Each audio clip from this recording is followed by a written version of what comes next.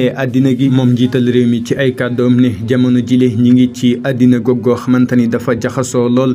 te Nations Unies nag lay principe yemoo daal di am ci àddina gi ñu daal di yemale ñëpp loolu li moom mooy principe yu Nations Unies ndax loolu ñu daal di respecté yoon ñëpp daal di yem ci yoon kumba am ndey kumba amul ndey bañ a am ci yoon waaye tamit ñu daal di respecté nit ñi seeni àq ak seeni yelleef kenn ku nekk ñu daal di respecté sa àq ak sak yelleef moom njiital réew mi xam le ni lu ni mel nag moom mooy charte yi tax ñu daal di taxawal kuréel gile di Nations Unies waaye nag la mu gis ak jëfin yi la jamono jile wutee na lool ak la nga xamante ni moom moo tax ñu daal di taxawal kuréel gile valeurs yi nga xamante ni itam moom la ñu war di défendre dañu ko war a rek